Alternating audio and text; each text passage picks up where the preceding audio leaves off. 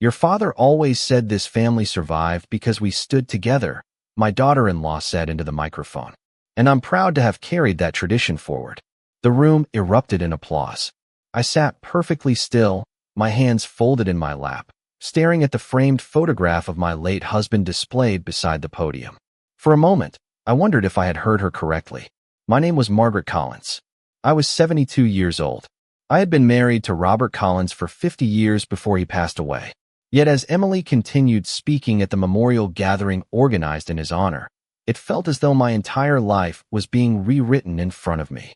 I'm glad you're here with me today. Follow my story until the end, and tell me where you're watching from. I never imagined that the most painful part of losing my husband would come months after his funeral.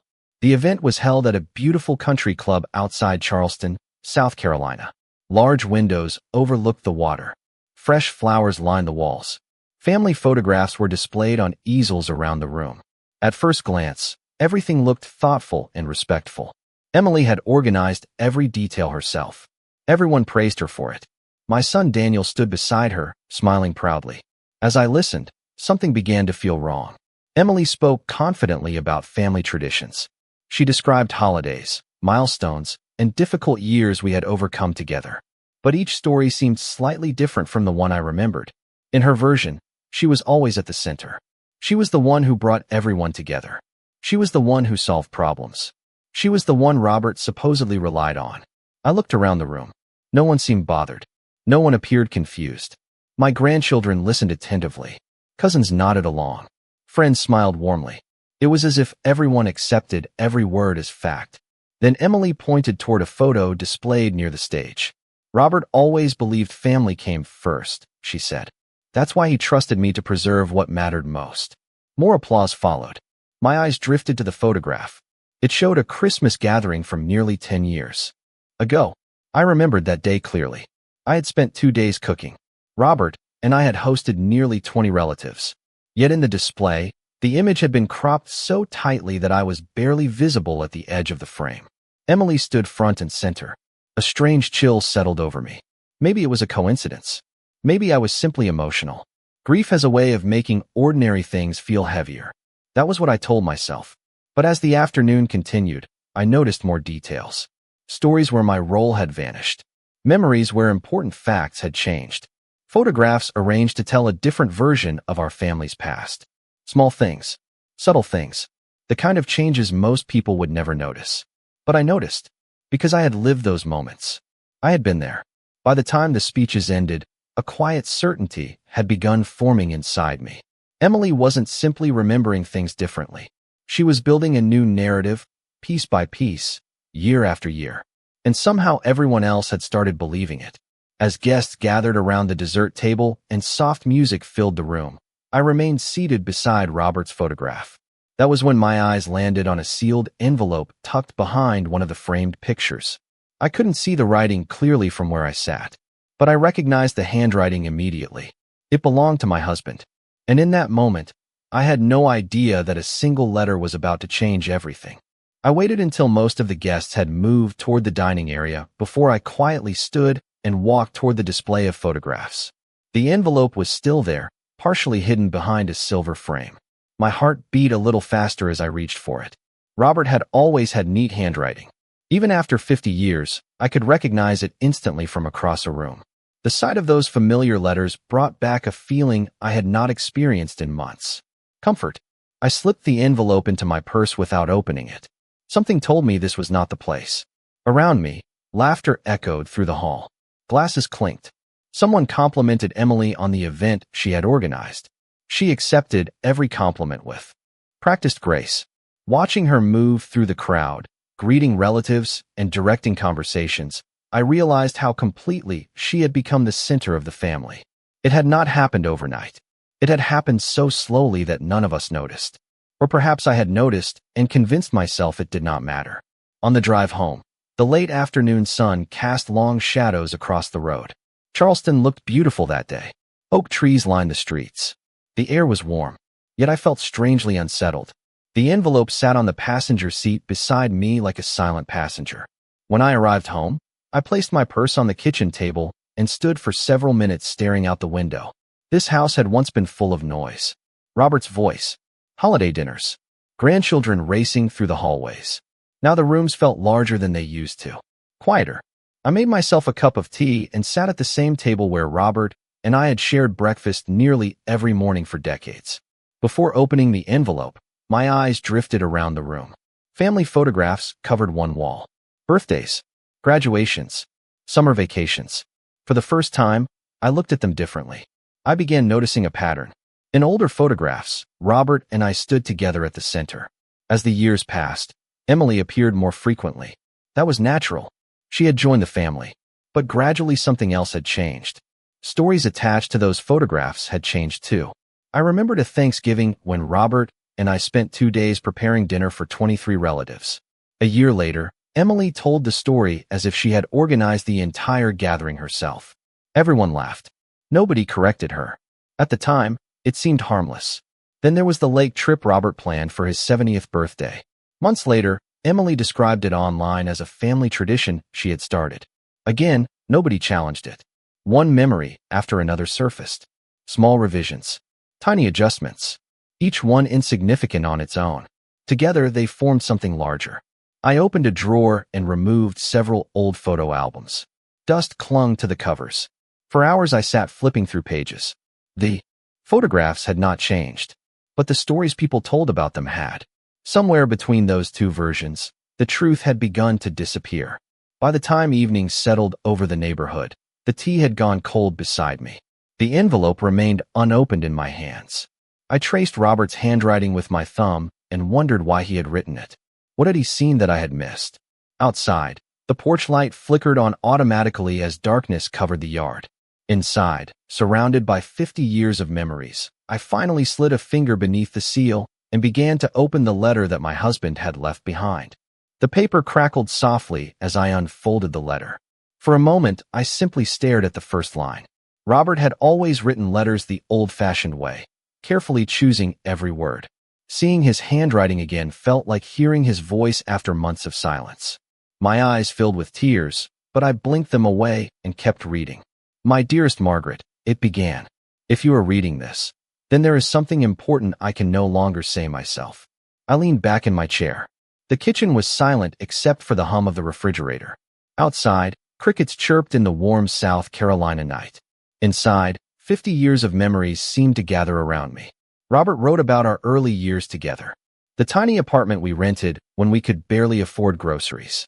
The second-hand furniture we proudly carried up 3 flights of stairs. The long shifts he worked and the extra jobs I took to help us save enough money for our first house. Every detail was there. Not because he was being sentimental, but because he was documenting the truth.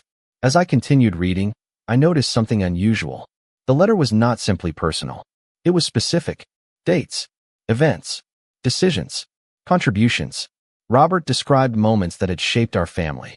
He wrote about the year his business nearly failed and how I had quietly sold jewelry inherited from my grandmother to help cover expenses. He wrote about caring for his mother during her final illness. He wrote about family holidays, graduations, weddings, and difficult seasons that we endured together. My name appeared throughout every page, not because he was praising me, because I had been there, because it had happened that way. Halfway through the letter, a sentence made me stop breathing for a moment. I have noticed that stories sometimes change as years pass. Memories fade. People unintentionally remember events differently. But I want future generations to know exactly how this family was built. I lowered the paper and stared into the darkness beyond the window. Robert had noticed it too. Long before I did. He had seen the gradual shifts, the small revisions, the changing narratives. I continued reading. Several pages later, he mentioned Emily directly. Not with anger, not with criticism. Robert was never that kind of man. Instead, he wrote something that unsettled me even more. Emily is intelligent and ambitious. She has a natural ability to influence people. That can be a gift when used wisely.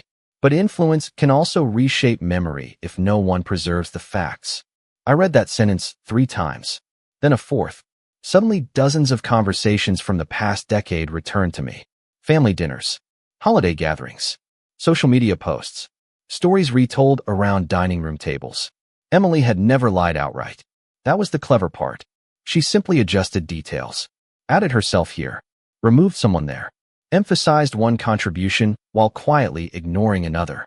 The changes were so small that correcting them always seemed unnecessary, until those small changes accumulated into something entirely different. Near the end of the letter, Robert included a list of family documents, photographs, journals, and records stored in several boxes in the garage attic. He had carefully cataloged everything. Dates, locations, explanations. It was not merely a collection of memories. It was evidence, a complete record of our family's history. When I reached the final page, my hands were trembling. The last paragraph was brief. If there ever comes a day when the truth becomes unclear, trust the records. Trust what was lived, not what is repeated. The truth has patience. It does not need to shout. I folded the letter carefully and placed it on the table. Then I sat there. For a very long time. For months after Robert's passing, I had felt invisible, like a spectator watching my own family move further away. But for the first time, I realized I was not imagining things. Something had been happening for years. And somewhere above my head, hidden in the attic, were boxes that might explain exactly how far it had gone. The next morning I woke up earlier than usual. Sunlight filtered through the kitchen curtains as I poured myself a cup of coffee and looked up toward the attic access in the hallway ceiling. Robert had never been careless with important things. If he had gone to the trouble of cataloging family records, there was a reason. After breakfast, I pulled a folding ladder from the garage and climbed carefully into the attic. The air was warm and carried the familiar scent of old cardboard and stored memories. Dust floated through narrow beams of light coming from a small window near the roof. It did not take long to find the boxes. There were 6 of them lined neatly against the far wall.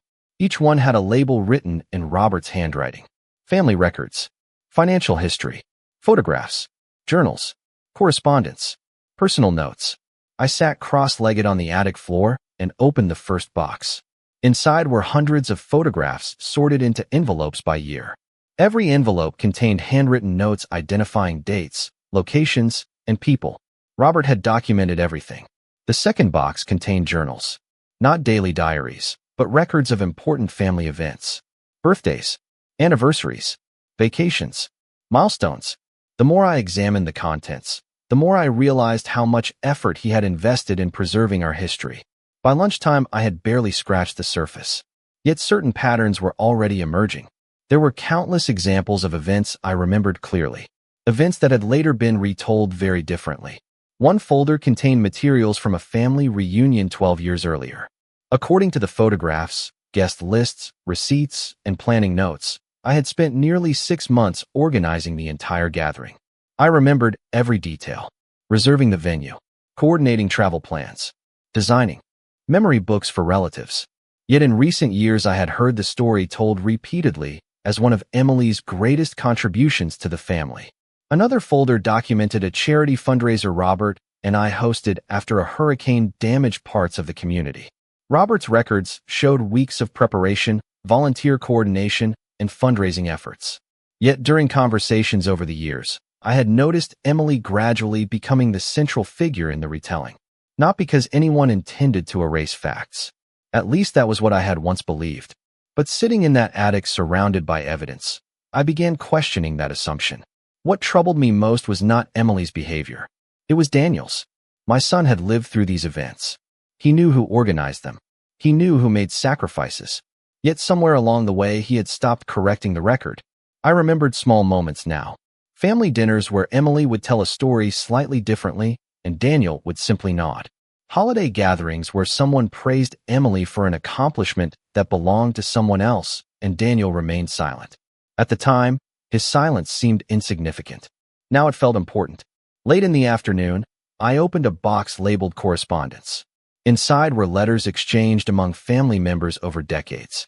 Near the bottom, I discovered a stack of thank you cards written by relatives. Many mentioned my efforts directly. Many thanked Robert and me for support during difficult periods in their lives. The words were simple, honest, unedited by time. As I read them, I understood something that had escaped me for years. The truth had never disappeared. It had merely been buried beneath newer versions of the story. And as I carefully returned the letters to their box, I realized I was no longer searching for answers. I was gathering proof. Over the next several days, I developed a routine. Every morning, I would make coffee, sit at the kitchen table for a few minutes, and then climb back into the attic. The boxes no longer felt like storage. They felt like a conversation with Robert. Each folder revealed another piece of the story he had worked so carefully to preserve. What surprised me most was not what I found. It was what I remembered. The documents seemed to unlock memories that had been sitting quietly in the corners of my mind for years. I remembered the summer Daniel graduated from college. Robert and I had refinanced part of our home to help him avoid taking on additional student loans. We never spoke about it publicly because that was not how we were raised. Helping family was simply what parents did. Yet years later, I recalled hearing Emily tell relatives that Daniel had achieved everything entirely on his own. At the time, I had smiled and let it pass. Not because it was true, but because correcting it felt unnecessary. Then I remembered the first house Daniel and Emily purchased after they were married. Robert spent nearly every weekend for 6 months helping with repairs. I cooked meals and brought supplies whenever they needed them. Looking back, I realized those efforts slowly disappeared from family conversations. The stories became shorter. Details vanished. Eventually, it sounded as though the entire project had happened without any support at all. One afternoon, I discovered a folder filled with old newsletters from family reunions. Each edition contained photographs, schedules, volunteer lists, and written acknowledgments. My name appeared throughout nearly every issue. So did Robert's. There was nothing dramatic about it. Just simple records of who organized events, coordinated travel, prepared meals, and helped relatives during difficult times. The evidence was ordinary. That was what made it powerful. Truth rarely arrives with fanfare. It sits quietly in plain sight. Later that week, my granddaughter Sophie stopped by unexpectedly. At 22, she was bright, thoughtful, and far more observant than most people realized. We sat together on the back porch as the afternoon sun settled across the yard. After a while, she asked a question that caught me off guard. "Grandma, have you ever noticed that Mom tells family stories differently than everyone else?" I looked at her carefully. For a moment, I said nothing. Then I asked what she meant. Sophie shrugged. "I do not know. Sometimes things just do not match up. I started noticing it a few years ago." My heart skipped slightly. She was the first person to say it aloud. Sophie explained that she had compared old photographs with stories she heard at family gatherings. Certain details never seemed to line up. She had dismissed it for years, assuming memory worked differently for everyone. As she spoke, I realized something important. I was not the only one seeing the inconsistencies. The difference was that I had lived through them. Sophie had inherited them. Before leaving, she glanced toward the hallway where several photo albums sat stacked on a small table. "Grandpa always kept everything," she said with a smile. "That man could document a trip to the grocery store." I laughed for the first time in days. Then her words settled in my mind. Robert had kept everything. And suddenly I understood that he had not preserved those records for himself. He had preserved them for the day someone would need them. After Sophie left, I found myself thinking about her question long into the evening. It stayed with me because it confirmed something I had been reluctant to admit. The changes were not visible only to me. Other people had noticed them too. They had simply dismissed them as harmless. The next Sunday, Daniel and Emily hosted a family dinner. Part of me considered staying home. Instead, I went. I wanted to observe. Nothing more. Their house was filled with familiar sounds. Laughter drifted from the kitchen. My grandchildren moved between rooms carrying plates and drinks. At first, everything felt normal. Emily greeted me warmly. Daniel hugged me and asked how I had been doing. For a moment, I wondered if I had exaggerated the entire situation in my own mind. Then the stories began. During dinner, one of Daniel's cousins mentioned the scholarship fund Robert and I helped establish through our church years ago. I remembered the project clearly. We spent months organizing donations, contacting local businesses, and creating opportunities for students who needed support. Emily smiled and began telling the story. At first, her version sounded familiar. Then the details slowly shifted. She described herself as the driving force behind the project. Around the table, people nodded politely. I felt a strange sense of déjà vu. Suddenly, I remembered another dinner several years earlier. Someone had thanked our family for supporting the scholarship fund. Emily had explained the history behind it. Several details were incorrect. I remember opening my mouth to gently clarify one small fact. Before I could speak, Daniel looked at me and smiled. "Mom, that is not really important," he had said. The room moved on. The conversation continued. I had stayed silent. Sitting at the table now, I realized that moment had never left me. It was not what Daniel said that hurt. It was what his words represented. That was the first time he had chosen convenience over truth. Back then, I convinced myself it was insignificant. Now I was no longer sure. Later that evening, another family story surfaced. Once again, details shifted. Once again, contributions disappeared. Once again, Daniel remained silent. Driving home afterward, I felt unexpectedly calm. I was no longer trying to determine whether something was wrong. Robert had already answered that question. The next morning, I returned to the attic. This time I opened a box labeled personal notes. Inside were folders organized by year. Near the bottom sat a worn leather notebook I immediately recognized. Robert carried it for years. I carefully opened the cover and began reading. The entries contained observations about family events, conversations, and milestones. Nothing dramatic, just careful documentation. Then I discovered an entry dated 8 years earlier. Robert had written that family stories were beginning to change in subtle ways. He listed specific examples. Some matched memories I had already uncovered. Others were entirely new to me. More importantly, he had noticed the pattern long before I did. As I continued reading, I found additional entries spread across several years. Robert had been paying attention. He had been documenting everything. Then I reached a page folded neatly in half. I unfolded it slowly. Tucked inside was a handwritten note that suggested Robert had uncovered far more than either of us had realized. I sat at the kitchen table for nearly an hour with Robert's notebook open in front of me. The entry I had discovered changed everything. Robert had not merely noticed that family stories were shifting. He had been documenting the changes for years. Across several pages, he recorded examples with dates, names, and details.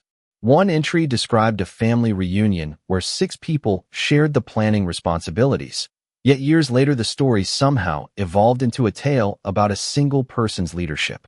Another entry documented a charity project that gradually changed ownership each time it was retold. Reading those pages felt like watching a photograph slowly come into focus.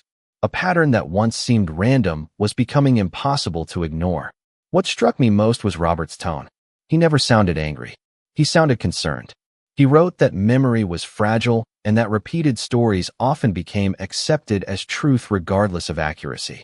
Then I found a page folded neatly in half. Tucked inside was a handwritten list. At the top, Robert had written 3 simple words, things to preserve. Beneath that title were dozens of items. Family recipes, letters, photographs, church records, community projects, scholarship documents, anniversary speeches, holiday journals. Every item represented a piece of our family's history. Every item had supporting records stored somewhere in the attic. Robert had spent years protecting those details, not because he wanted recognition, because he believed future generations deserved an honest account of how their family came to be. Later that afternoon, I spread photographs across the dining room table. Some were more than 40 years old. Looking through them felt different now. I was no longer searching for memories. I was building a timeline. In one photograph, Robert and I stood beside volunteers at a church fundraiser. Another showed relatives gathered around tables at a reunion I had organized. Another captured Daniel as a teenager helping his father repair storm damage for an elderly neighbor.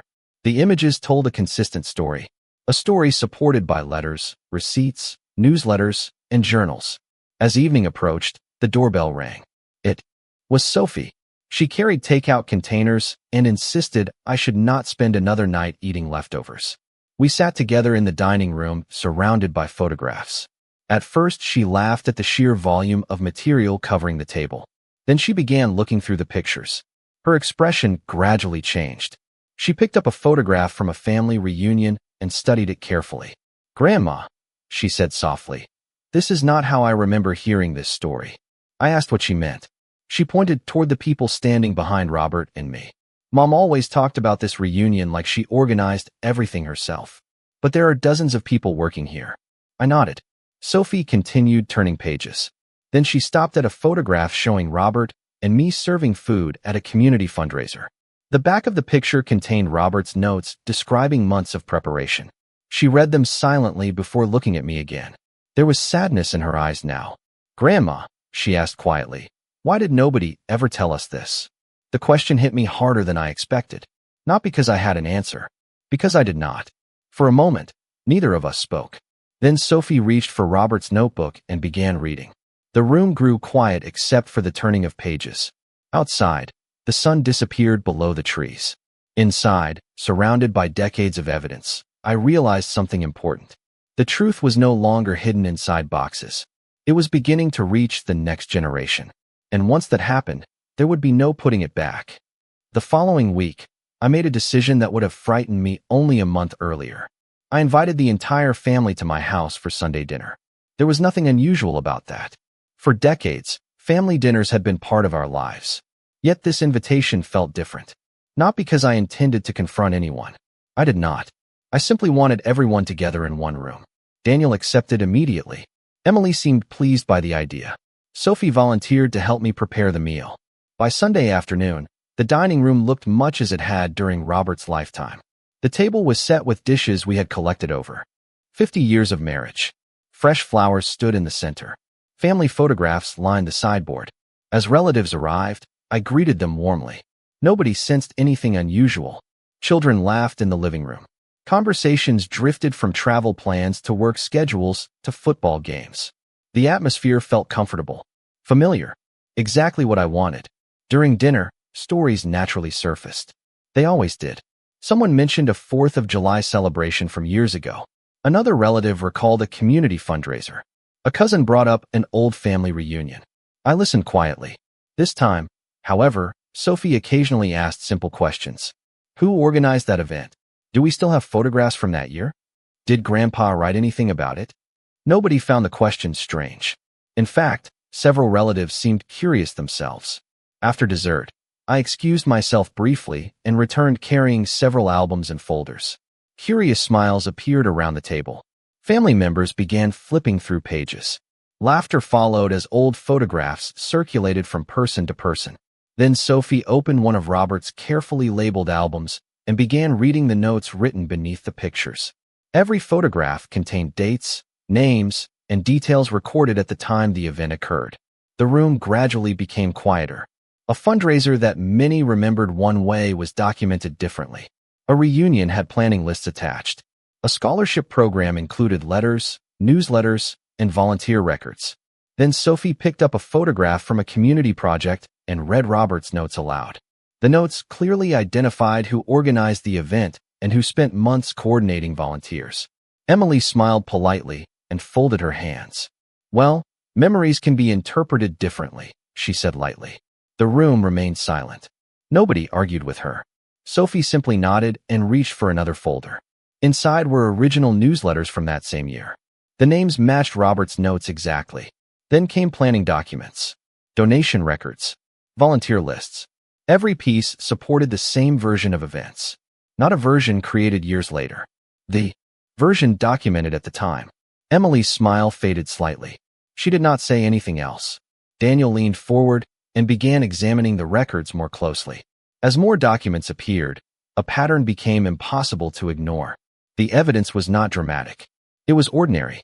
That was what made it convincing. Family photographs, handwritten notes, church newsletters, thank you letters, receipts, small pieces of history preserved over decades. One by one, relatives began comparing stories they remembered with records sitting in front of them. Nobody raised their voice. Nobody accused anyone of lying. Yet the atmosphere changed. The room felt thoughtful, reflective. Daniel spent nearly 20 minutes reading Robert's notebook without speaking. Occasionally he looked toward me, then back at the pages. Across the table, Emily remained unusually quiet. For years, stories had moved freely through the family without challenge. Now those stories were meeting evidence created at the exact moment events occurred. As the evening drew to a close, Daniel closed the notebook and stared at an old photograph for a very long time. When he finally looked up, there was something in his expression I had not seen in years. Not anger, not confusion, recognition. And in that moment, I knew the truth had finally reached him. The morning after the family dinner, I sat alone on the back porch watching sunlight spread across the yard. For the first time in months, I felt something close to peace. Nothing dramatic had happened the night before. Nobody had argued. Nobody had been humiliated. Yet something important had changed. The truth had finally entered the room. Once people saw it, they could not ignore it. 3 days later, Daniel called and asked if he could come by. His voice sounded different, quieter than usual, thoughtful. When he arrived, he carried a small cardboard box tucked beneath one arm. We sat together at the kitchen table where Robert and I had spent decades sharing coffee and conversation. For several moments, neither of us spoke. Then Daniel opened the box. Inside were old photographs he had kept in storage for years. Family vacations, holidays, school events, community projects, memories from every stage of our lives. Daniel picked up one photograph and stared at it for a long time. I looked over and immediately recognized it. Robert was standing on a ladder painting the wall of the old family cabin near Lake Marion. I was carrying sandwiches and drinks for volunteers working that day. Daniel could not have been more than 12 years old. He was smiling at the camera while holding a paintbrush nearly as long as his arm. For a while, he simply looked at the picture. Then he shook his head slowly. "I spent years listening to stories about who built this family," he said quietly. His voice cracked slightly. "I forgot that I was actually there." The room fell silent. Daniel continued studying the photograph. "I remember that day," he said. "Dad worked from sunrise until dark. You made food for everyone. I helped paint the porch railing." He paused and looked down. "I remember all of it. I just stopped thinking about it." There was no anger in his voice, only regret. A deep, honest regret that could not be faked. Then he looked directly at me. "I am sorry, Mom." Those 3 words carried more weight than any argument ever could. I reached across the table and squeezed his hand. Neither of us cried. Neither of us needed to. Some wounds heal through understanding rather than emotion. Over the following weeks, something remarkable happened. Family members began sharing photographs, letters, and records with one another. Cousins exchanged copies of newsletters. Grandchildren asked questions about events they had only heard described in passing. Conversations became less about who deserved recognition and more about understanding where our family came from.